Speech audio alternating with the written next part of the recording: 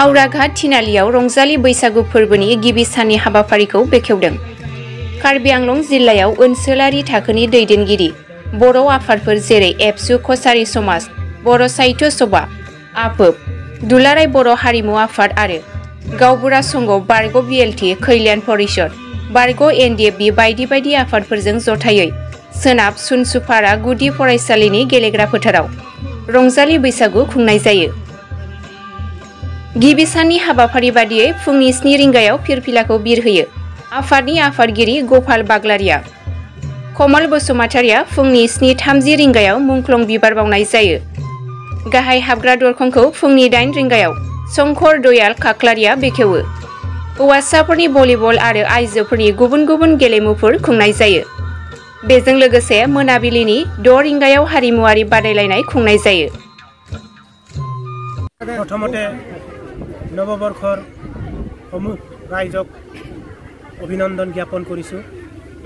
আজি समूह राइजे एकत्रित हई कार्बि आंलं तथा हावराघाट तिनिआलिर आंचलिकर समूह बड़ो जनगोष्ठी आबसु कछारी समाज, बडो साहित्य सभा, आबोग, हारिमु आफाद, एनडिएफबि तथा आमार एक्स बिएलटि समूह राइजे एकत्रित हई এই आंचलिकर रंजाली बैसागु उद्यापन करिছে।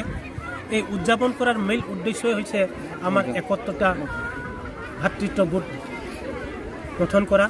यार माध्यमेदी विगत बছৰত आमार जिबिलाक आखुआ बा विफलता आमार হৈ গ'ল, এই विफलताসমূহক আমি আগত ৰাখি ইয়াৰ মাধ্যমেদি আমি সকলোকে ত্যাগ কৰি নতুন যেন আমাৰ উদ্যমেৰে আমাৰ যিমান অভিজ্ঞতা এই অভিজ্ঞতাসমূহক লৈ নতুন বৰ্ষত আমি যেন অধিক উন্নতি পথত আগবাঢ়ি যাব পাৰোঁ, ইয়াকে সকলোকে কামনা কৰি সকলোৰে যেন জীৱনত শান্তি ঘূৰাই আহক, সম্প্ৰীতি ঘূৰাই আহক, সুখ শান্তি পবিত্ৰ আৰু প্ৰেম ঘূৰাই আহক, ইয়াৰ মানসেৰে আজি সমগ্ৰ আমাৰ হাওৰাঘাট তিনিআলিবাসীয়ে একত্ৰিত হৈ এই আজিৰ ৰংজালী বৈশাগু উদযাপন কৰিছে।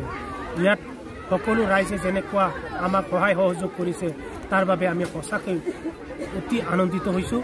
ইয়াৰ মাধ্যমেদি আমি ইয়াত শিক্ষাৰ মানদণ্ড কেনেকৈ উন্নতি হোৱা হয়, মানসিকভাৱে আমি কেনেকৈ প্ৰস্তুত কৰিব লাগে, শাৰীৰিকভাৱে কেনেকৈ আমি উন্নতি সাধন কৰিব লাগে, অৰ্থনৈতিকভাৱে কেনেকৈ আমি উন্নতি সাধন কৰিব লাগে, ইয়াৰ সবিশেষ আমি সকলোৱে ইয়াত আলোচনা কৰিম।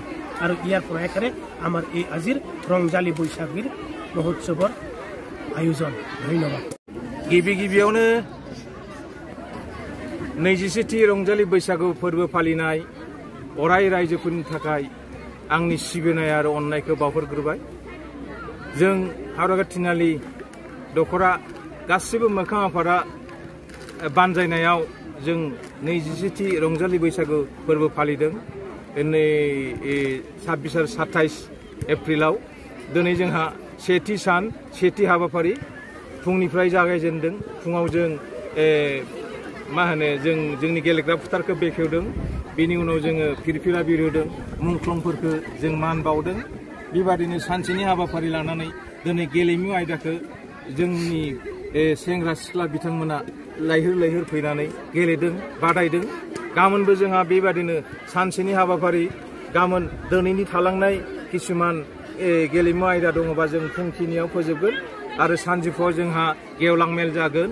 गेवलां मेलाव जोंहा नुजाथिफैगोन जोंहा जोंनि बर'नि सासेल' नायल' जायल' इयां बिलिमोहन खाख्लारि बिथां गेदेमाया गाबोन जोंनि गेवलां मेलाव फैनानै जोंजों बे गेवलां मेलखौ जाफुंसार होफैगोन। आरो जोंहा बेलासियाव जों देंखोनि बिलिफांखौ जोंहा बेखेवगोन रेडिअ' आर्टिस्ट गेदेमाजो श्रीमती जयमती नार्जारिया। बेनिखायनो बे साननैनि हाबाफारियाव जों मोनफ्रोमबो गामियारि रायजो राजा आरो जोंनि दखरानि मोखां आफादफोरनि बायदि बिबानाव थानाय गासिबो सोद्रोमा बिथांमोनखौ आंनि गोरबो सिंनिफ्राय साबायखर बावबाय। आरो आं जोंनि बे रंजालि बैसागु देग्लायनि फालिनाया गाजा गोमजायै जाफुंदों होननानै आं गोसोआव जोबोद गोजोननाय मोनदों। जोबथारनायाव आं आंनि गोरबोनिफ्राय आरो फिन रंजालि बैसागु फोरबो फालिनायनि बयनिसिमबो आंनि अननाय सिबिनायखौ बावहरबाय। गोजोन्थों।